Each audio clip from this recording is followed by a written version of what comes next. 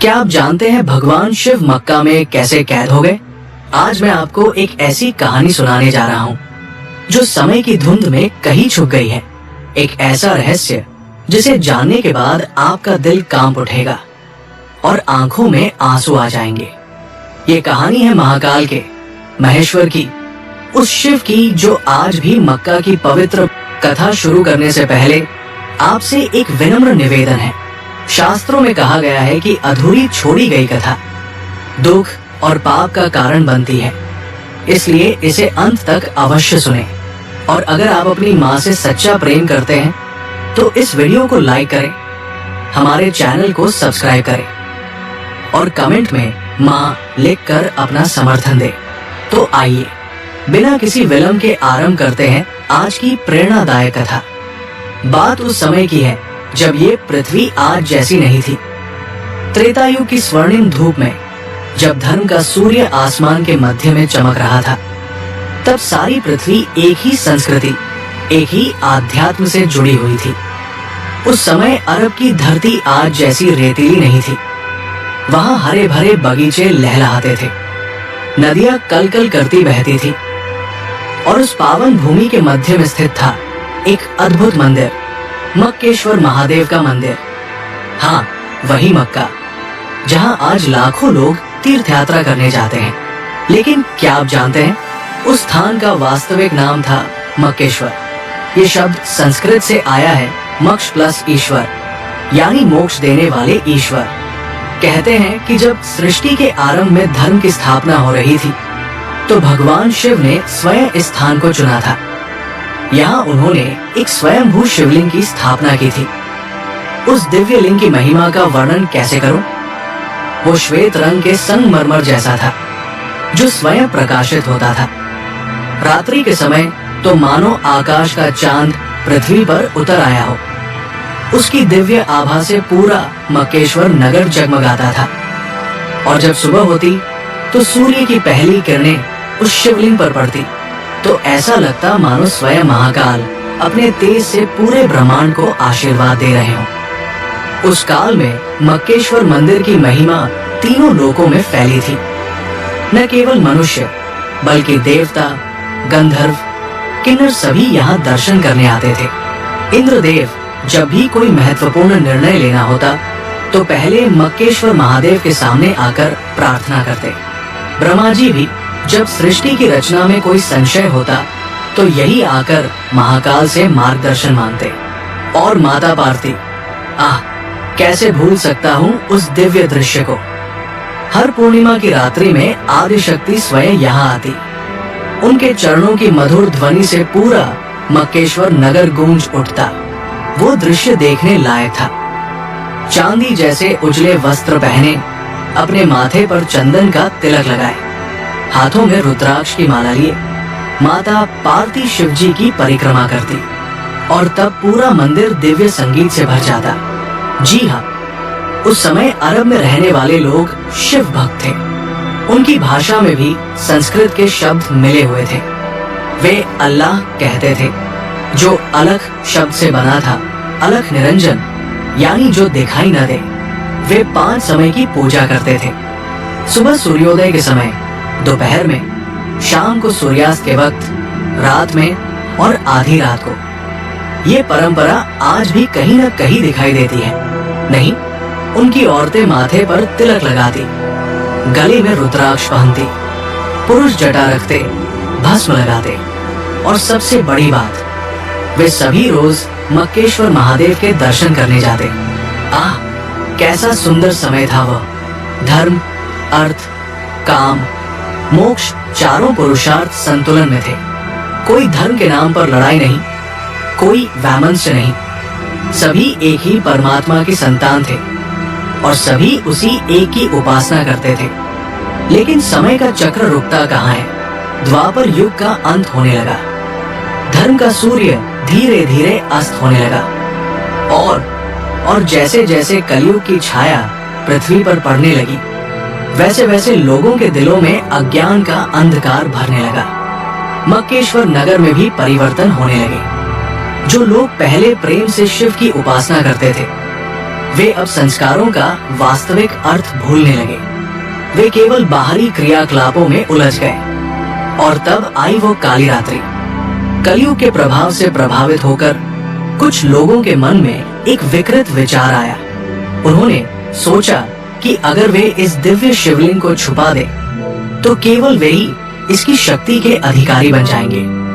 हाय रे मानव की मूर्खता! क्या वे नहीं जानते थे कि महाकाल को कैद नहीं किया जा सकता? क्या वे भूल गए थे कि शिव तो सर्वव्यापी है? सुनिए, अब मैं आपको उस रात्रि की कहानी सुनाता हूँ जिसे याद करके आज भी मेरा हृदय कांप जाता है। अमावस्या की वो काली रात थी। तारे भी मानो छुप गए थे डर के मारे। हवा भी नहीं चल रही थी, मानो प्रकृति ही सांस रोकर बैठी हो। मक्केश्वर मंदिर में शिवलिंग अपनी दिव्य आभा से चमक रहा था। लेकिन उस रात वहां कोई भक्त नहीं आया, क्योंकि कुछ स्वार्थी लोगों ने एक षड्यंत्र रचा था। वे चुपके से मंदिर में घुसे। उनके हाथों में बड़े बड़े पत्थर थे और उन्होंने उस पवित्र शिवलिंग के चारों ओर एक काला कक्ष बना दिया। जब पहला पत्थर शिवलिंग के सामने रखा गया तो पूरी पृथ्वी कांप उठी। जब दूसरा पत्थर रखा गया तो आकाश में बादल गरजे। और जब तीसरा पत्थर रखा गया तो देवताओं के आंसू बारिश बनकर बरसे। लेकिन वे अज्ञानी लोग समझ नहीं सके। उन्होंने सोचा कि ये सब प्राकृतिक है। वे अपने काम में लगे रहे और अंत में जब उन्होंने शिवलिंग को पूरी तरह से छुपा दिया तो एक दिव्य आवाज आसमान से आई, हे मूर्खों, तुमने जो किया है उसका फल तुम्हें और तुम्हारी आने वाली पीढ़ियों को भुगतना पड़ेगा। मैं यहाँ से जा नहीं रहा, बल्कि तुम ही मुझसे दूर हो गए हो। उस आवाज की गूंज से पूरा मक्केश्वर नगर हिल गया। लेकिन उन अंधे लोगों ने इसे भी नजरअंदाज कर दिया। उस रात्रि का दर्द कैसे बयान करूं? जब भगवान शिव को उनके ही भक्तों ने कैद कर दिया तो स्वयं महाकाल के आंसू बहे। वे आंसू पत्थरों पर गिरे और वे पत्थर काले हो गए। आज भी वो काला पत्थर वहां मौजूद है जो शिवजी के दर्द की निशानी है। महादेव का हृदय करुणा से भरा था। वे जानते थे कि ये सब कलयुग का प्रभाव है। उनके प्रिय भक्त अज्ञानवश ये कर रहे हैं, इसलिए उन्होंने श्राप नहीं दिया बल्कि दया दिखाई। उन्होंने सोचा, मैं यहाँ से चला जाऊं तो ये सभी अनाथ हो जाएंगे। चलो इनके साथ ही रहता हूँ। जब समय आएगा तो ये स्वयं ही समझ जाएंगे। और इसीलिए भगवान शिव आज भी वहाँ मौजूद है। कैद नहीं, बल्कि अपनी संतानों के लिए इंतजार कर रहे हैं। जब माता पार्वती को ये पता चला कि उनके प्राण प्रिय को कैद कर दिया गया है तो आदिशक्ति का हृदय टूट गया।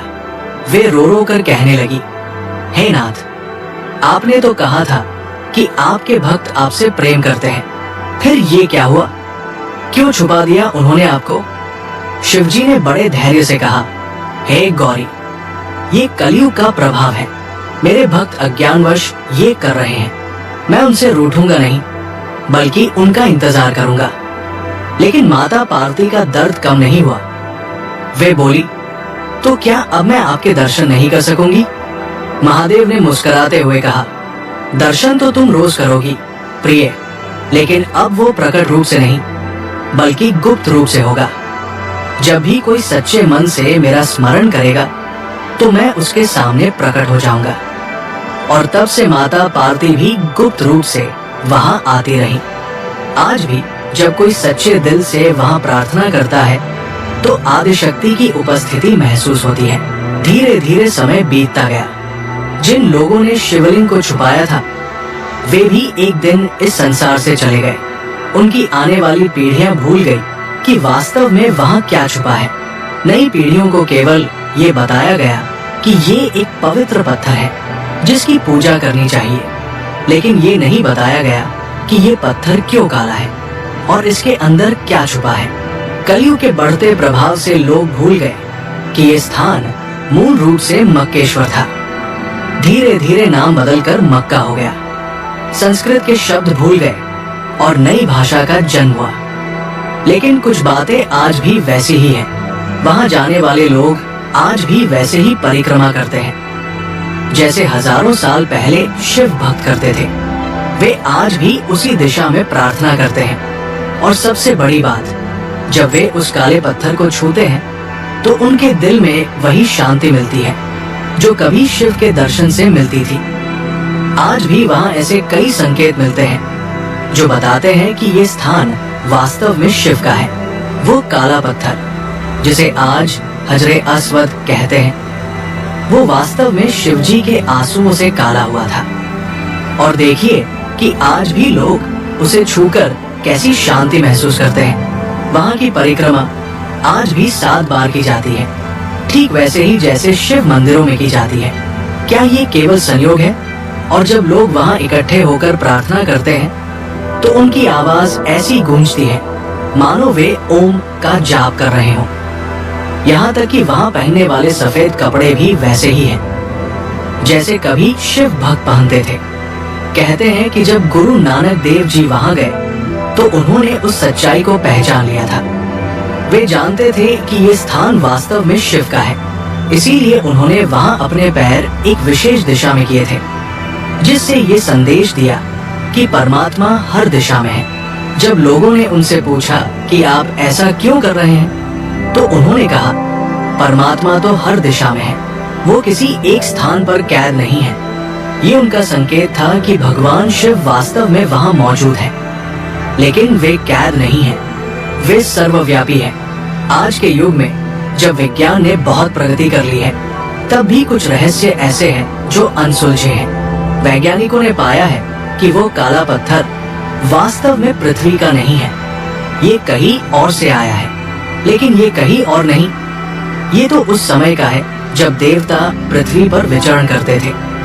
और जब उस पत्थर की जांच की गई तो पाया गया कि इसमें कुछ ऐसे तत्व हैं जो सामान्यतः पृथ्वी पर नहीं मिलते। ये भगवान शिव की दिव्यता का प्रमाण है।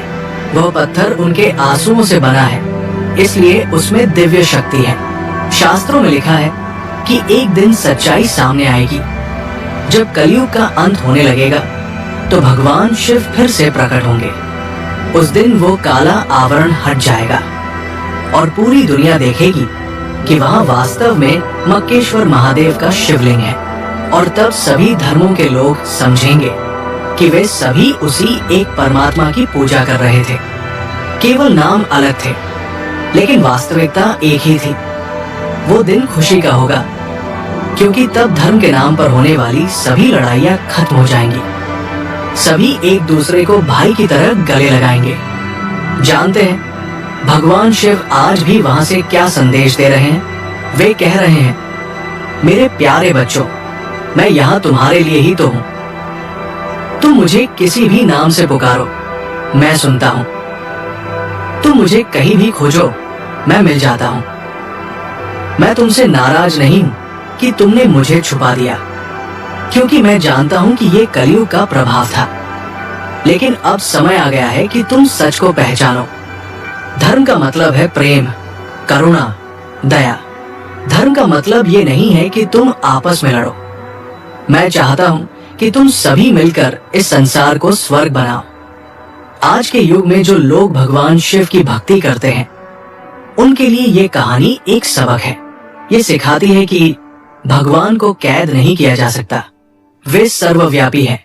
चाहे आप उन्हें काशी विश्वनाथ में खोजें, या केदारनाथ में, या फिर मक्केश्वर में, वे हर जगह हैं। और सबसे बड़ी बात यह है कि भगवान शिव किसी धर्म, जाति या संप्रदाय के नहीं हैं। वे पूरी मानवता के हैं। जो लोग आज मक्का जाते हैं, वे भी अपने अंदर उसी शांति को महसूस करते हैं जो कभी शिव भक्त करते थे, क्योंकि वहाँ आज भी महाकाल की उपस्थिति है। वे चाहते तो अपने भक्तों को श्राप दे सकते थे, वे चाहते तो क्रोध में आकर सब कुछ नष्ट कर सकते थे, लेकिन उन्होंने ऐसा नहीं किया। उन्होंने प्रेम को चुना, उन्होंने क्षमा को चुना, उन्होंने धैर्य को चुना। और आज भी वे वहाँ प्रेम से इंतजार कर रहे हैं कि कब उनकी संतानें सच को पहचानेंगी। ये बताती है कि सभी धर्म, सभी मार्ग उसी एक परमात्मा तक जाते हैं। चाहे आप उन्हें शिव कहें, या अल्लाह, या गॉड, या वाहिगुरु, वो एक ही है। मक्का में छुपे हुए मक्केश्वर महादेव इस बात के प्रमाण है कि धर्म बांटता नहीं, जोड़ता है। जब वो दिन आएगा जब सच्चाई सामने आएगी, तो माता पार्वती भी प्रकट रूप से वहां आएंगी। वे अपने प्राण प्रिय शिव जी को कैद से मुक्त देखकर खुशी से नाच उठेंगी और तब वहां फिर से वैसा ही दिव्य वातावरण होगा जैसा कभी त्रेतायुग में था। देवता, गंधर्व, किन्नर सभी आकर उत्सव मनाएंगे। पूरा ब्रह्मांड खुशी से झूम उठेगा और उस दिन सभी धर्मों के लोग एक साथ मिलकर भगवान शिव का अभिषेक करेंगे। लेकिन आपको इंतजार करने की जरूरत नहीं है। भगवान शिव आज भी आपके साथ है। जब आप सच्चे मन से उनका स्मरण करते हैं तो वे आपके हृदय में प्रकट हो जाते हैं। जब आप दूसरों के साथ प्रेम और करुणा से पेश आते हैं तो वे आपके कर्मों में दिखाई देते हैं। मक्का हो या काशी, केदार हो या कैलाश, भगवान शिव हर जगह हैं। आपको बस सच्चे मन से उन्हें पुकारना है और जब आप उन्हें पुकारेंगे तो वे जरूर आएंगे, क्योंकि वे अपने भक्तों को कभी निराश नहीं करते। इस कहानी को सुनने के बाद आपका दिल भी भर आया होगा, आंखों में आंसू आए होंगे। ये आंसू उसी प्रेम के हैं जो हर मनुष्य के दिल में परमात्मा के लिए है, चाहे वो उसे किसी भी नाम से पुकारे। भगवान शिव आज भी आपसे कह रहे हैं, मेरे प्यारे बच्चे, मैं तुमसे प्रेम करता हूँ, तुम मुझसे प्रेम करो। लेकिन सबसे बड़ी बात, आपस में भी प्रेम करो। धर्म के नाम पर मत लड़ो, जाति के नाम पर मत बंटो, क्योंकि तुम सब मेरी ही संतान हो। और जब तुम सब एक साथ मिलकर प्रेम से रहोगे तो मैं फिर से प्रकट रूप में तुम्हारे बीच आऊंगा। ये कहानी केवल कहानी नहीं है, ये सच्चाई है, ये इतिहास है, ये भविष्य की भविष्यवाणी है। मक्का में छुपे हुए मक्केश्वर महादेव आज भी वहाँ हैं। वे आपका इंतजार कर रहे हैं, न केवल वहाँ जाने का, बल्कि अपने दिल में उन्हें बसाने का। जब भी आप किसी मुश्किल में हो तो उन्हें याद करिए। जब भी आपका मन दुखी हो तो उनसे प्रार्थना करिए, वे जरूर सुनेंगे। और सबसे बड़ी बात, जब भी आप किसी और धर्म के व्यक्ति से मिले तो याद रखिए कि वो भी उसी परमात्मा की संतान है। उससे प्रेम करिए, क्योंकि जब तक हम सब एक नहीं होंगे तब तक भगवान शिव को मुक्ति नहीं मिलेगी। वे हमारा इंतजार कर रहे हैं। हर हर महादेव। ओम नमः शिवाय। प्यारे भक्तों, हमें आशा है कि ये कथा आपके जीवन में सकारात्मक बदलाव लेकर आई होगी।